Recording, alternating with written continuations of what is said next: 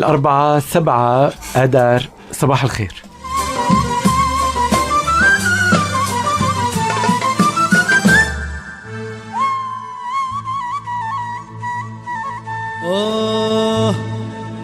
إيه هيك ضلت حكي يا شام، ضلت حكي يا شام. نحن من الشام طبعا ومن إذاعة بنرحب فيكم وكل مين عم يسمعنا على 102.3. وهيك ضلت حكي يا شام، ضلت حكي يا شام. عيادة أرابيسك الأثيرية مثل كل نهار أربعة نحن معكم من هلأ لل11:10. كفيكي كرامي ومجد ما بينام. من وراء الميكروفون الدكتور زياد زودة، استشاري بأمراض الغدد والسكري، وبالإخراج مع أطيب تحيات وأجمل لمسات عمار. فيكي شعب بيموت تايب، وهيك ضلت حكي يا شام، ضلت حكي يا شام. ضيفي لليوم صديق عزيز جدا وغالي كتير كتير وجميل قلبا وقالبا، الدكتور الاستشاري بالأمراض الصدرية رياض عبد المسيح. صباح الخير دكتور رياض. صباح النور. أهلا دكتور زياد. يا أهلا دكتور رياض. الحقيقة مميز بكل شيء، فلما تقول جميل قلبا وقالبا هي الحقيقة، وشاعر مو بس طبيب، شاعر وحقيقة شعره يعني بدي أقول لك على الهواء إنه بياخد العقل. متشكر، شكرا. فيكي بيوت مزيني برشاء، أهل السيف والضيف والملقى.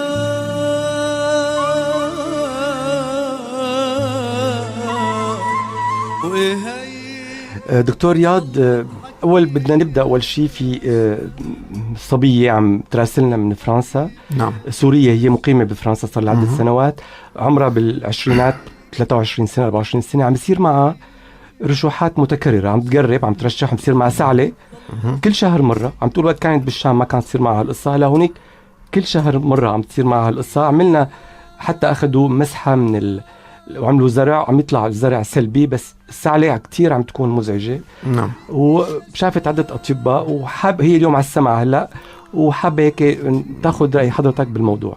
يعني أول شغلة من إلا رجعي على الشام إذا بتقدر ترجع الشام، عم تدرسي هونيك ما رح تقدر ترجع. الحقيقة نحن بموسم، إن كان موسم الشتاء اللي هلا نحن بأواخره تقريبا،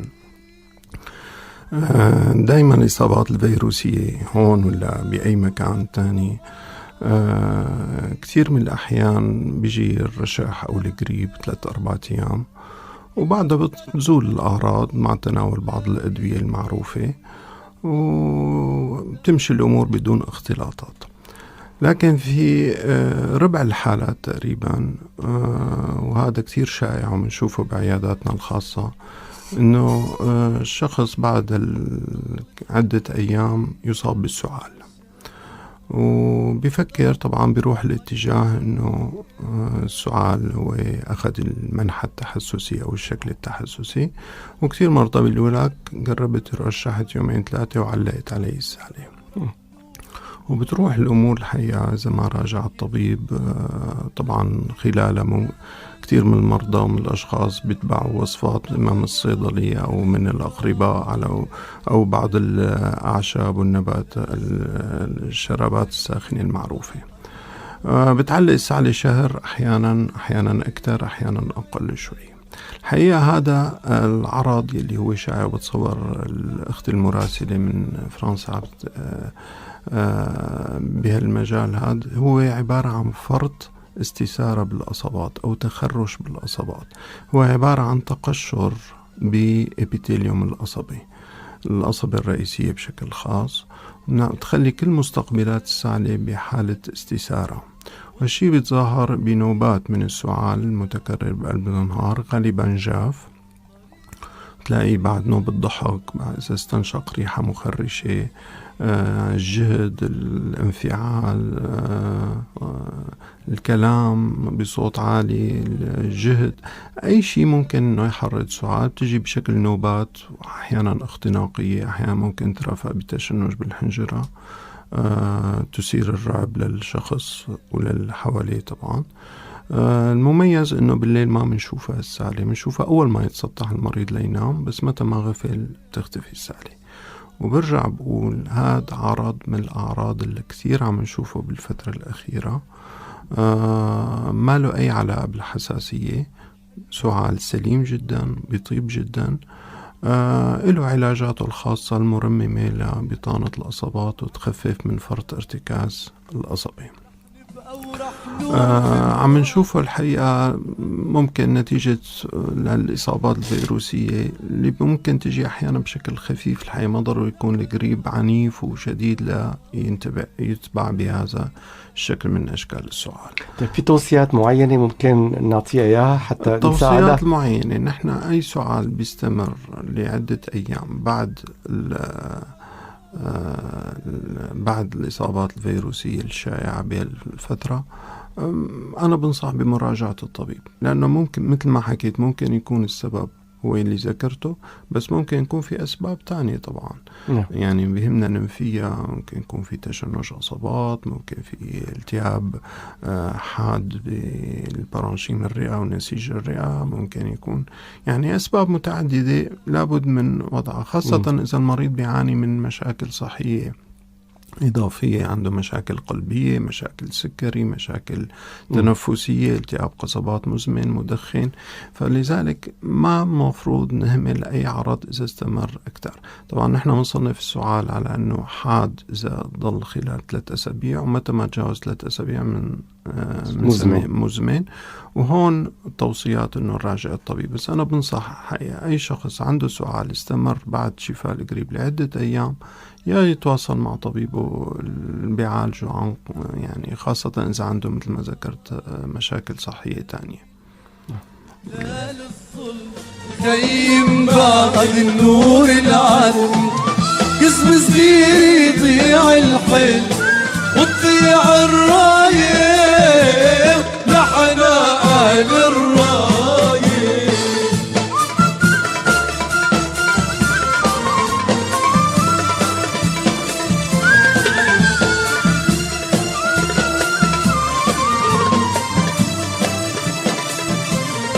ياسمين الشام العاتية والضحك الحلو البريئة والمجد مزين طريقة بعين الراي. ياسمين الشام العاتية والضحك الحلو البريئة. بدي أذكر مستمعينا ومستمعاتنا بأرقام التواصل معنا 44 74 061 44 74 062 هي الأرقام الأرضية، وعلى الواتساب 0966 123 123. بدي أذكر بضيفنا لليوم هو الدكتور رياض عبد المسيح، استشاري بالأمراض الصدرية والتحسس والجهاز التنفسي. لكن لا للظلم خيم بعد. دكتور رياض، خلينا نحكي شوي عن المشاكل التحسسية اللي بتصير يعني بنواجهها كتير بهالأيام بالجهاز التنفسي خاصة. يعني نحن هلا على أبواب فصل الربيع، والمعروف إنه هلا نحن بذروة أو عم نتهيأ للدخول بكتير من الأشخاص بيعانوا من تحسس بهالفترة، خاصة إنه هالسنة مبلش الطقس بشكل مبكر يصير حار، ومثل ما ملاحظ الجميع إنه في كتير بلشت الأزهار والأشجار بلشت تظهر البراعم والأزهار. تمام. الأعراض التحسسية اللي بنشوفها الحقيقة بهالفترة من السنة هي بشكل رئيسي بسبب غبار الطلع للأزهار، للأعشاب، للأشجار اللي ذكرتها، وبتتظاهر بأشكال مختلفة. ممكن تتظاهر إذا خارج الجهاز التنفسي ظهر بشكل خاص بالتهاب أنف التحسسي اللي هو عبارة عن حكي بالأنف مع عطاس مع سيلان متكرر، ترافع أحيانا بدمع وحكي بالعين، وهذا شيء كتير بنشوفه، بالإضافة للأعراض التنفسية وما تسببه من تحريض بشكل خاص لنوبات الربو عند الأشخاص اللي عندهم مشكلة تحسسية أو ربو يعني محرض بالعوامل المحسسة. في توصيات كتير الحقيقة للتهيئ لدخول الفصل. أنا بحب دايما نكون بسط الأمور وما كتير يعني في كتير عادات وممارسات ممكن نعملها تخفف من الأعراض. أول شيء غبار الطلع بيتحرر من سطح النباتات بساعات الصباح الأولى ببلش بيرتفع بطبقات الجو العليا، ببلش يبعد عن الأرض عن سطح الأرض عدة أمتار بحدود الساعة 10-11 الصبح، وبلش بقى بفترة بعد الظهر يتراجع وينزل الغبار يهدي على سطح الأرض. فدايما هي فترة الخروج من المنزل ينصح بها الحقيقة ما بين 10-11 الصباح وال4 بعد الظهر حتى غياب الشمس، بيكون تركيز غبار الطلع على طبقات أو القريبة من سطح الأرض كتير أقل من الفترة الصباحية والفترة المسائية. معناتها اللي بيشتغل الصبح يأجل شغله. هاي واحدة. الشغلة الثانية وقت نتنقل بالسيارة نحاول نسكر النوافذ، لأنه خاصة إذا في سفر لمسافة طويلة. الشغلة الثالثة نظارات الواقي، حتى نظارات الشمس العادية ممكن إنه تساعد بتخفيف بالنسبة للتحسس العيني. غبار الطلع ممكن يجي يتنقل الحقيقة، خاصة إذا في رياح ممكن ينتقل من منطقة لمنطقة. يعني مش ممكن واحد مثلا ما بيتحسس من الزيتون، طبعا هلا مو موسم الزيتون، شوي تاني بعد كذا 2-3 بس الهواء مثلا ينقل غبار الطلع لمسافة عشرات ومئات الكيلومترات يعني. نجي على المعالجة الدوائية. طبعا فاتني أذكر أنه إغلاق نوافذ البيت بالفترة الصباحية كمان كثير مهم. على فكرة نشر الغسيل، ممكن نشر الغسيل إذا في طقس حار وطقس في هواء يفضل يكون نشره داخل المنزل، لأنه بتعلق حبيبات والغبار الطلع بيعلق بالغسيل إذا في هواء وإذا في يعني الطقس حار ومترافق بوجود الرياح. تمام. فالنشر يتم داخل. يعني هي إجراءات وقائية بسيطة الحقيقة، ما كتير مهمة، بس هي بتريح أو تساعد على تخفيف الأعراض. نجي على المعالجة الدوائية، وهم بدي ركز عليها شوي. بالنسبة للأشخاص اللي عندهم التهاب أنف تحسسي، طبعا أنا بحكي بجوز مو بالاختصاص ENT أو الاختصاص العلوي، بس هو ضمن مجال الحساسية العامة. ينصح بأخذ بخاخات الاستيرويدات الأنفية، بخة بكل أنف قبل بداية الموسم بأسبوع. والأشخاص كثير من الأشخاص بيعرفوا أنه هلأ قربت تجيهم من هجمة الحساسية، صار عندهم كنترول عليه شوي. بس يبلش الفصل ممكن طبعا نتساعد بأخذ مضادات الهستامين، وحتى إذا اضطرينا مركبات الكورتيزون بجرعات خفيفة. طبعا عم بحكي بالحساسية العينية، الحساسية الأنفية، بيجي على الحساسية التنفسية اللي بتعتمد بشكل رئيسي على لتفادي أو للتقليل أو للتخفيف من نوبات تشنج العصبات ونوبات الربو بالاعتماد الأدوية الإنشاقية، البخاخات يلي صار كتير ناس عندها فكرة عنه. بدي أقول شغلة هون الحقيقة بالنسبة وهذا السؤال كتير بنسأله وقبل شوي نسألته الحقيقة، هي موضوع والله يا حكيم في إبرة لقاح ناخدها ببداية الموسم التحسسي وهي ابتعادة. هي ما هو لقاح، هو عبارة عن كورتيزون مديد بيغطي حوالي 4 إلى 6 أسابيع بيخفف الأعراض، ولكن له استطبابات محددة. وبشكل خاص الأشخاص يلي بيعانوا من التهاب الأنف التحسسي هن أكثر ناس ممكن إنه يفيدهم هالقد. موضوع الربو ما له أي أهمية أو ما له أي فائدة الحقيقة، بالعكس في ضرر من أخذ الكورتيزونات المديدة، لأن أنا عم بتعامل مع الربو هو عبارة عن حالة غير مستقرة بالأصابات. أنا عم بعطي دوز طويل مديد من الكورتيزون، عم باخذ كل التأثيرات أو تأثيرات جانبية، وحضرتك بتعرفها أكيد، تأثيرات جانبية مهمة على مدى 6 أسابيع، 4 ل 6 أسابيع، تأثيرات جانبية مهمة للكورتيزون بدون ما أقدر أسيطر على الربو أو على تأثيرات تفيدني بالسيطرة على الربو. التهاب الأنف التحسسي في كتير ناس، أنا شخصيا الحقيقة بتمهل، بحب أعطي، ماني ضد أنا طبعا، على فكرة هون بس مشان ما يفهموا إنه إحنا مو ضد الكورتيزون، إحنا بالعكس الكورتيزون جزء مهم بالعلاج الأمراض الحساسية والأمراض الصدرية. طبعا في الكورتيزونات السريعة الأطراح، في الكورتيزونات الإنشاقية اللي ما لها أي مخاطر خاصة عند الأطفال، وأنت حضرتك أكيد بيقولوا لك والله الولد ما راح يطول وما راح يأثر على النمو وكذا، وهذا الكلام إذا احترمنا العيارات المعتدلة والمعروفة ما بيأثر على النمو. فنحن ما لنا مو ضد أبدا ضد المركبات الكورتيزونية، بالعكس هي إيدنا ذراعنا الأيمن بالسيطرة على أمراض الحساسية والكذا.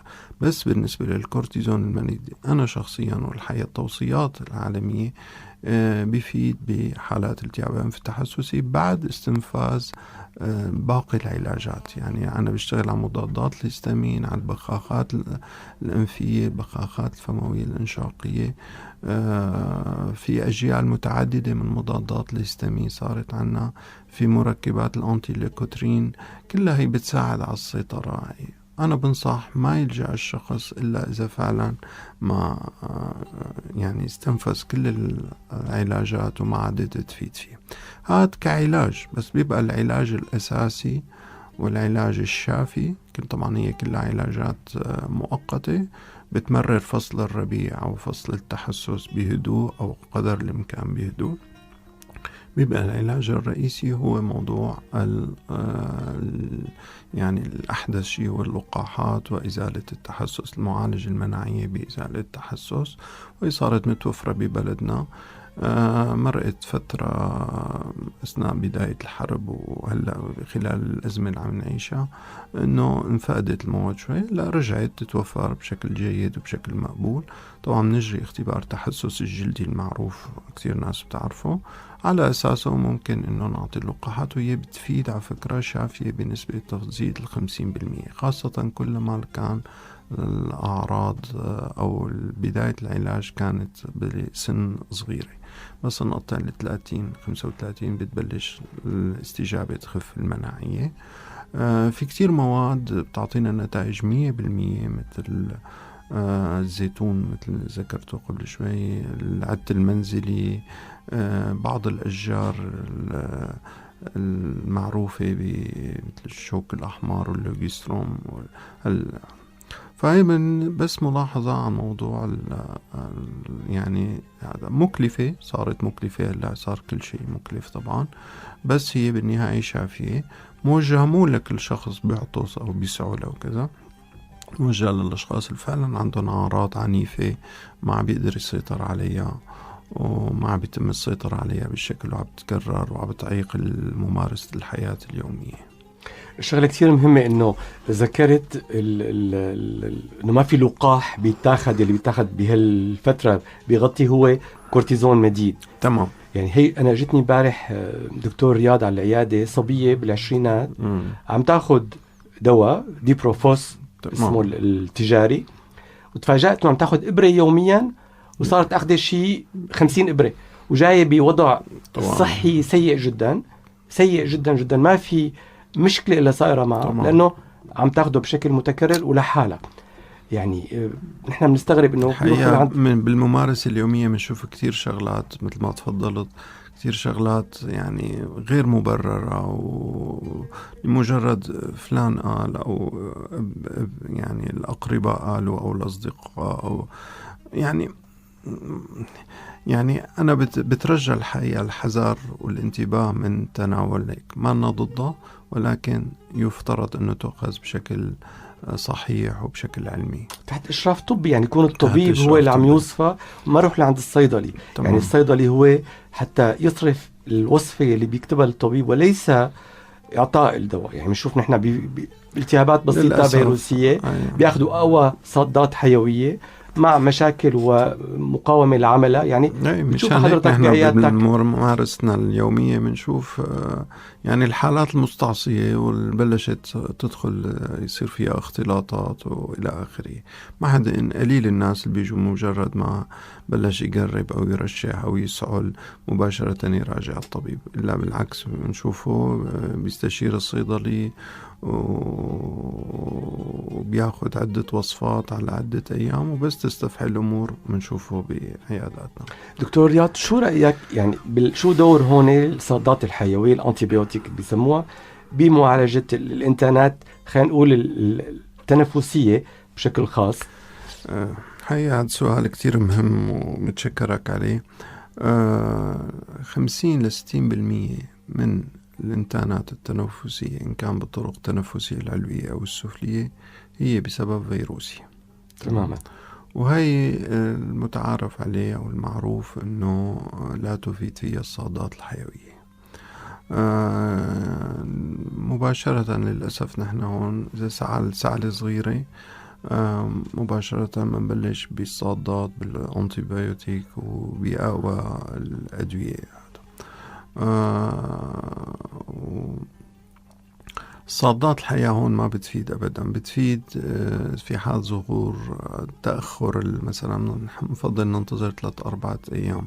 في حال تطورت عندت الأعراض ممكن نتدخل، أو في إذا أشخاص عندهم أمراض مرافقة تانية مثل ما ذكرت، قلبية، كلوية، مريض سكري، مريض التهاب قصبات مزمن، هون للصادات في له دور طبعا مباشرة من اليوم الأول. بس أعطاها بشكل عشوائي وبشكل للكبير ولا للصغير، وهذا ودارجة موضة هلا وانت أكيد بتعرفها وبنشوفها، إنه بنعطي 6 إبر إبرة بالعضل. طبعا ما رح سمي المركب سيفترياكسون الاسم العلمي. نعطي إبرة الصباح إبرة المساء على 3 أيام. هذا مشان الرشح عم نعطوه مشان كل شيء. وهيك. وبعدين طبعا إذا في بداية تحول جرثومي، إنتان جرثومي، بلش الجراثيم تصير معندة. ولذلك يعني حتى على فكرة لو في من الحرارة، هم كثير ناس بتفكر إنه إذا الحرارة موجودة يساوي أنتيبيوتيك. ما صحيح الحكي هذا. إصابات فيروسية بتعمل حرارة أحيانا 39 وأحيانا 40 ومع رجفة وبرديات مثل ما نعرف. الشغلة الثانية اللي بدي أقولها إنه يعني القشع مباشرة بس يصير لونه أخضر أو أصفر فهو دليل التهاب. كمان هذا الكلام غير دقيق 100%، لأنه توسف بطانة الأصابات ممكن أنه تعطي اللون الأخضر أو اللون ميال للصفار.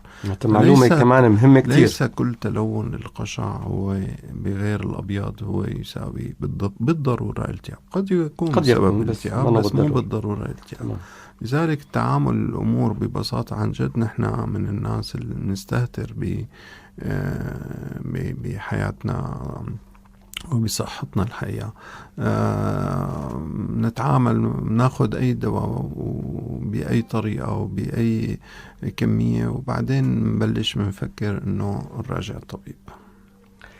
في رسالة جاي: صباح الخير دكتور، أنا عندي زوايد أنفية وبهالفترة بهذا الجو أنفي دايما بيغلي وبيحكني وبعطس كتير، شو هو العلاج اللي ممكن ارتاح عليه؟ حقيقة هيك أشخاص الحقيقة كتير يعني فعلا بيعانوا، وأحيانا المعاناة بتكون مزعجة جدا.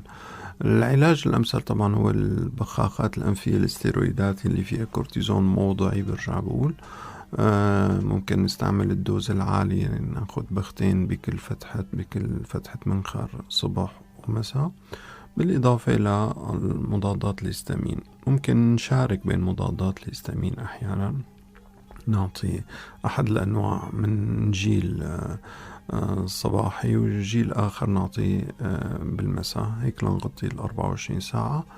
وممكن مركبات الأنتي ليكوترين يلي بتلعب إلى دور بموضوع التهاب أو بتخفيف أعراض التهاب الأنف التحسسي. هلا إذا استمرت وعندت الأعراض وكذا ممكن نستعمل شوط صغير من مركبات الكورتيزون بريدنيزولون بعيار خفيف لطيف ل5 أو 7 أيام. احنا بنتمنى من مستمعنا او مستمعتنا اللي بعثت لنا الرساله او بعث لنا الرساله انه راجع طبيبه وهو طبعا اكيد، بس انا اعطيناه نعم. نحن نعم. يعني جوابا على سؤاله. تمام، والطبيب هو الاجدر باعطاء الدواء المناسب. دكتور رياض، نحن في عنا كمان صبيه عم تقول انه عم يصير معها ضيقه نفس، صار لها زمان عم تصير معها ضيقه النفس، وشافت اطباء قلبيه واطباء ما بدنا نذكر شيء، ناس بيقولوا كهرباء بالدماغ والشيء. تفضل اعطينا شو يعني هي هو المشاكل. ضيقة النفس الحقيقة بتعرف لها أسباب عديدة وصعب نذكرها هلا يعني بعدها. بس أنا بحب لك ملاحظتي إنه من خلال شو عم نشوف باليوم الحقيقة وشو عم نشوف مرضى، إنه كتير من الأشخاص عم بيشكوا من الأعراض يلي بياخد هيك بشكل تنهيدي، يعني عم بيتنهد ما عم بيقدر ياخد نفس. حتى بتشوفه ما ضروري طبعا بالجهد، بالعكس هو قاعد يعمل حركة بيرتاح كذا. السبب الرئيسي لهالتنهيدات يلي بين قوسين إذا بدنا نسميها ضيقة نفس والمريض بيعبر عنها إنه أنا ضايق نفسي ما عم بقدر أتنفس، بتاوب مثلا ما بقدر أخد، متاوبتي ما بتطلع من قلبي، وهالشي الحقيقة هو بسبب الضغوط، هو بسبب عصبي. لما أقول عصبي ما معناتها أنه المريض اللي عم يشكو من العرض هو مريض نفسي. هو عبارة عن تنبيه عصبي بيطلع من مركز التنفس، بينبه الجهاز التنفسي على أنه في ضيقة نفس، بس هو فعليا ما بيكون في ضيقة نفس.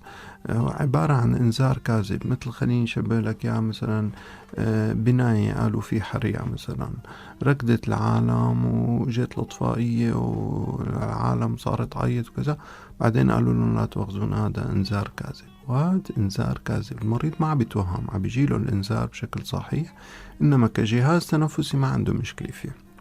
هذا بيجي نتيجة نوم غير منتظم، إرهاق جسدي، إرهاق فكري، تعصيب، توتر، خوف، قلق. الحمد لله كلهم نحن مجمعين، كلهم عم نعاني منهم، ما في شيء ولا وحدة ظابطة منهم. فبلحظة معينة بتبلش التنبيهات تطلع، بتبلش التنهيدات. التنهيدات إذا كانت عنيفة وشديدة ومتكررة ورا بعضها، بتعرف حكيم إنه بكون عم بطلع غاز الكربون CO2، غاز ثاني أكسيد الكربون بالزفير، عم بطرحه بشكل قصري. هالشي ببلش يعطي، بس ينقص CO2 بالدم ببلش تظهر بعض الأعراض، يعني خدر ونمل بالإيدين، بحس في شي معلق بحنجرتي، ألم بالصدر، دوخة، وجع راس، التنميل بالوجه. كلها هي أعراض نتيجة نقص CO2. وبتتذكر حضرتك وقت كنا طلاب وقت يجيبونا هيك شخص نحط مثل كيس هواء الحقيقة ليتنفس فيه مشان يرجع يتنفس CO2 لا تخف الأعراض اللي بنسميها فرط التهوية. بس كثير ناس عندهم ضيقة نفس بس ما وصلوا لمرحلة فرط التهوية. طبعا العلاج هو في بعض الأدوية ممكن نسميها بين قوسين مضادات قلق أو مضادات حتى اكتئاب، بدوز كتير خفيف ممكن تساعد على تخفيف العد. على فكرة ملاحظة كتير مهمة، هاي الأشخاص اللي بيعانوا من المشكلة، هاي التنهيدات هاي التنبيهات عادة بتطلع بالراحة، يعني إجمالا بس الشخص يكون ملتهي ومشغول وهذا ما قليل بحس فيها وما بحس فيها بنوم أو بشكل خفيف، بس يقعد ويرتاح بتبلش بقى التنهيدات والشعور بضيقة النفس وما بيعرف شو بده يتصرف وبتزيده توتر، والتوتر بيبلش يزيد التنهيدات وندخل بها. لذلك علاجها بسيط الحقيقة، بس طبعا بعد ما نأكد وننفي كل الأسباب التانية لضيقة النفس. يعني نحن بالشرق دكتور رياض عنا مشكلة، ياخد انتيبيوتيك ما عنده مشكلة، المريض ياخد كورتيزون ما عنده مشكلة، ياخد بس تقول له انه عندك شويه الكورتيزون كثير ناس صار عندهم مشكله هلا، لانه بياخذ حبتين بيقول لك ما بدي اسمان انا ما بدي زيد وزني، ما بدي. لك يا جماعه الكورتيزون له طبعا اختلاطاته وله مشاكله وانت ادرى بهالقصص هي، بس لما يكون بس يتعدى يعني الشهر او 4 أسابيع تبلش بقى الاختلاطات تظهر.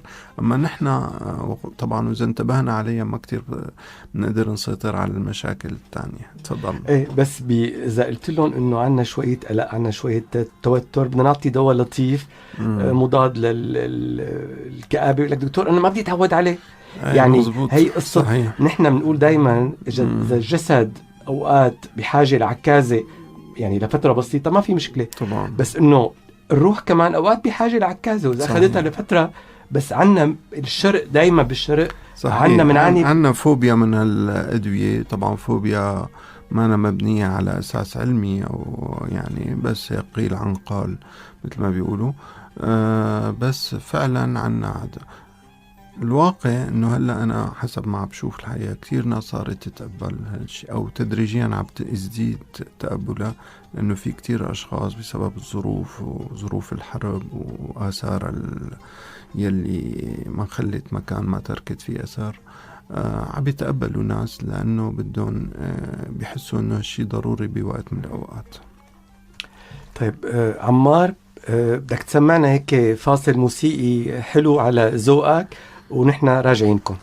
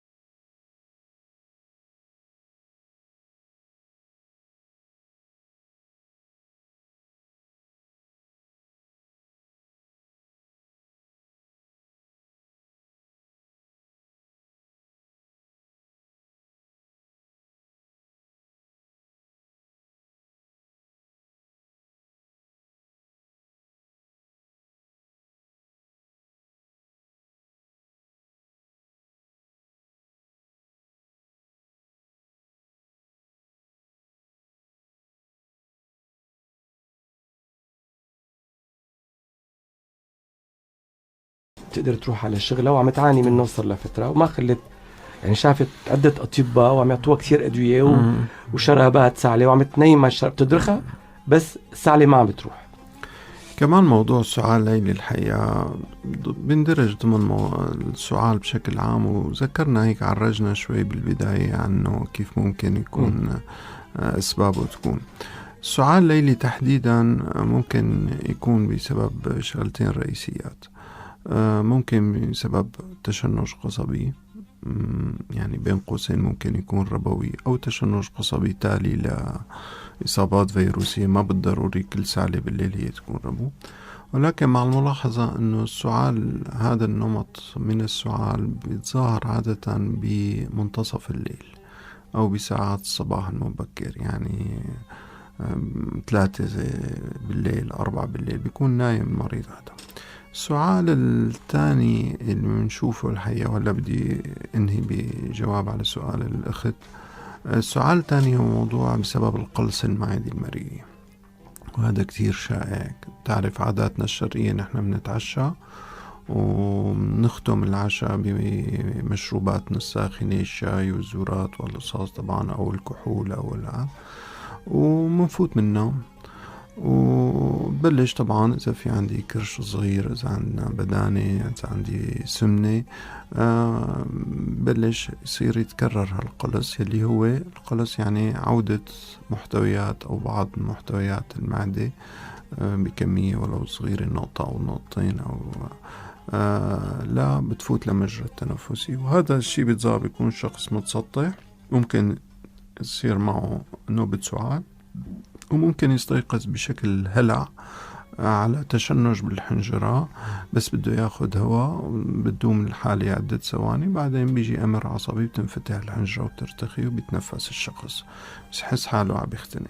وهذا كتير عرض بمرق مرور الكرام، ما كتير وعلى فكرة لما نقول قلص معدي مريء مو معناته دايما بده يكون في حمضة بالضرورة أو حرقة بالمعدة. ممكن الشخص ما يكون عنده الأعراض الظاهرية اللي تبع القلص.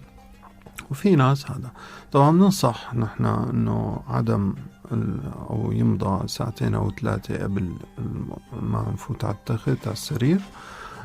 نرفع طبعا السرير بدرجة 15 درجة على الأقل أو أكثر، ونتجنب الأدوية أو الأطعمة المواد الغذائية. في أنواع بتعرف ترخي معصرة المري السفلية مثل الشوكولا والمنبهات وإلى آخره.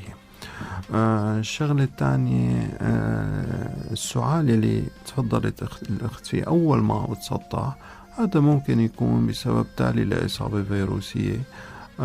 ممكن ما بدي بحر يعني أحكي بالاحتمالات ونخوف المريضة، بس بنصح الحقيقة طبعا مثل ما تفضلت استشارة الطبيب. وفي بعض أدوية مثبطات السعال المركزية اللي ممكن نتناولها قبل ما نفوت على السرير بشي ربع ساعة لبين ما تعطي مفعولة وننام بشكل مقبول. تمام.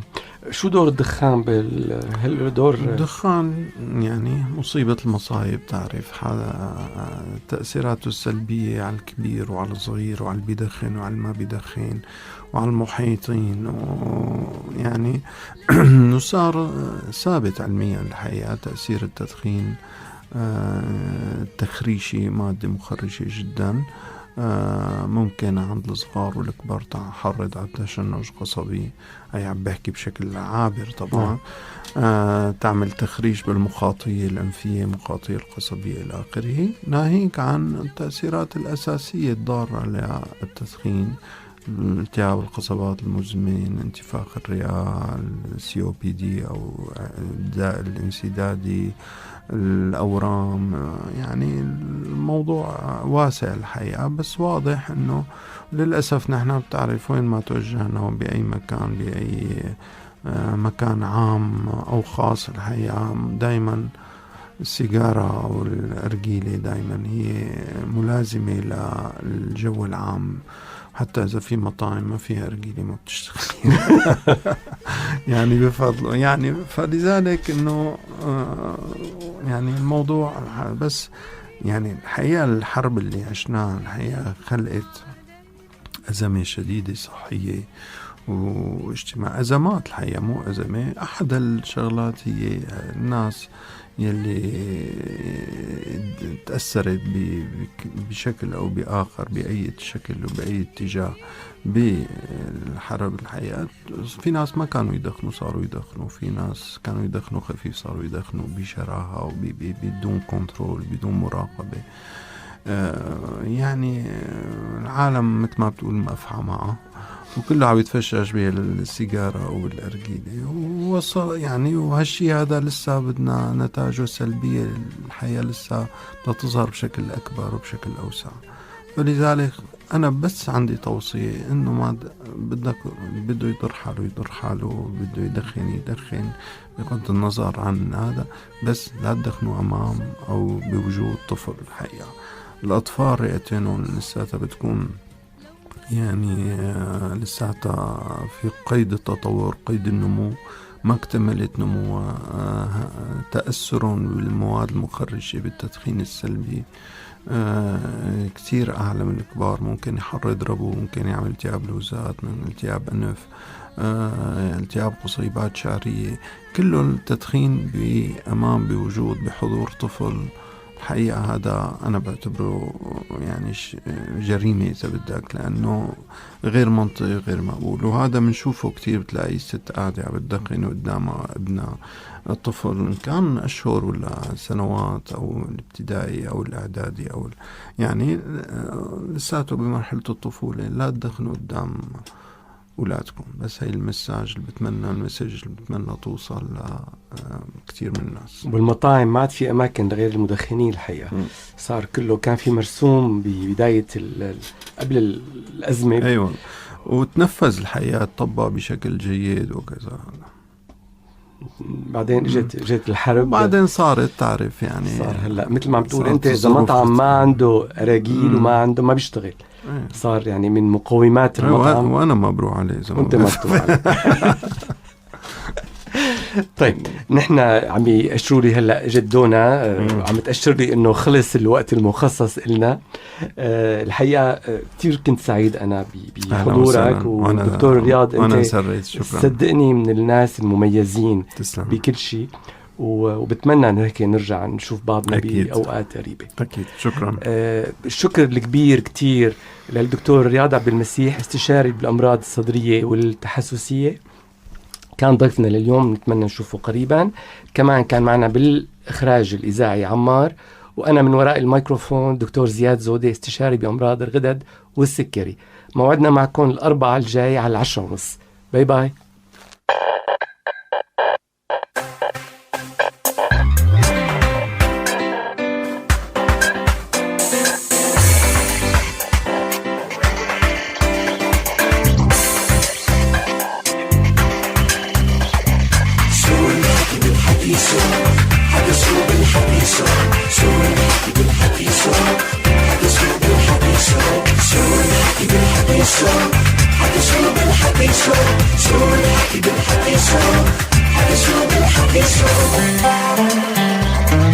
طالعة من بيت أبوها رايح البيت الجيران، بدها تسمع أحلى موجة أرابيسك بترضي الزعلان. قلت لها لا تراضيني، بدي موجة تهنيني.